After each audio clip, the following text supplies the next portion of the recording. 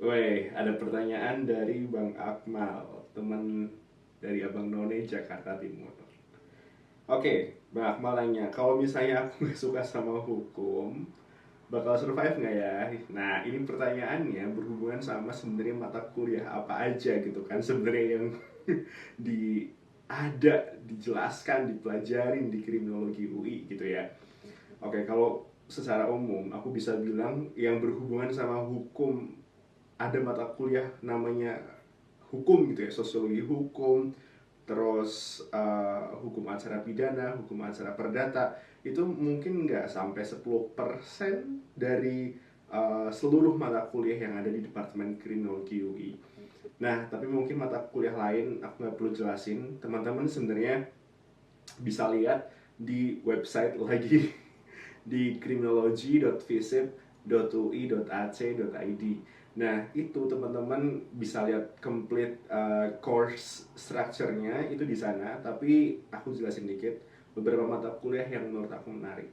Itu ada teori kriminologi modern, terus habis itu ada metode penelitian sosial, terus manusia masyarakat Indonesia itu dari FISIP, terus ada hukum acara pidana Indonesia, hukum pidana, penologi gitu ya, penghukuman, terus mana lagi, teori kriminologi postmodern dan budaya, terus sosiologi hukum kayak aku bilang, statistik sosial, pengolahan data kualitatif, kuantitatif, hak asasi manusia dalam perspektif kriminologi.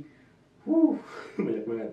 Terus metode penelitian kriminologi, strategi pencegahan kejahatan, perlindungan anak, perempuan dan keadilan, terus sosiologi peradilan pidana, wow, viktimologi gitu ya. Terus aku ngambil mata kuliah lintas fakultas waktu itu, namanya leadership in psychological perspective, terus ada change management di fakultas psikologi UI, kemudian bisnis dan kejahatan, white collar crime, terus pengendalian sosial kejahatan, psikologi kriminal, wow, lot, organisasi kejahatan dan kejahatan terorganisasi, terus kesaksian dan pembuktian, psikologi hukum dan forensik.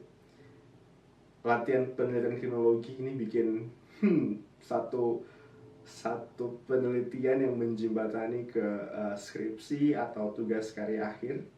Terus ada polisi dan kepolisian dasar, ini yang menginspirasi kali ya aku bilang untuk riset S2 aku, dan someday semoga bisa buat riset S3 dan aku bisa ahli di sana, bismillah. Kemudian intelijen dan investigasi kejahatan, sosiologi kepenjaraan Indonesia dasar, moralitas, etika dan hukum media dasar, etnografi kejahatan di Indonesia dasar, belajar tentang kejahatan-kejahatan atau mungkin situasi pelanggaran di konteks budayanya Indonesia, magang. Kriminologi forensik, psikologi, aku ngambil beberapa mata kuliah di psikologi UI, filsafat kriminologi, kebijakan kriminal yang pada akhirnya mendorong aku untuk ngambil S2-nya fokusnya di kebijakan kriminal, terus cyber forensik dalam kriminologi. Terakhir aku ngambil skripsi, dan skripsi di Departemen Kriminologi UI ini tidak wajib, jadi ada opsi lain, tugas karya akhir, itu bobotnya 3 SKS kalau nggak salah. Itu kalau aku nggak paham sama TKA, tapi kayaknya maksimal itu sekitar 25-an halaman gitu. Teman-teman nanti bisa tanya lah, aku bisa refer ke teman-teman kalau mau tanya TKA atau apa, aku bisa punya teman yang bisa bantu jelasin. Tapi kemudian sebenarnya yang bikin menarik adalah kriminologi ini bisa memadukan berbagai macam keilmuan gitu ya, karena kita butuh banyak banget ilmu untuk menyelesaikan kasus kejahatan, karena kasus kejahatan juga kan konteksnya sangat luas gitu ya, jenis-jenisnya sangat beragam juga gitu. Jadi kenapa banyak sekali perpotongan dengan ilmu-ilmu lain, karena memang sebetulnya kita butuh ilmu yang interdisipliner untuk menyelesaikan kasus kejahatan dan mencegah kejahatan untuk terjadi kembali di masa depan gitu. Jadi kalau misal kita mikir apa sih sebenarnya yang harus dilakukan untuk mencegah kejahatan, itu banyak banget gitu prerequisite-nya atau syaratnya, langkah-langkah stepnya banyak banget, dan itu kita pelajarin secara umum dan khusus di beberapa mata kuliah kayak gitu. Jadi kalau bilang sebenarnya tujuan Departemen Kriminologi itu apa di UI gitu ya, emang preventing crime. Melalui caranya apa?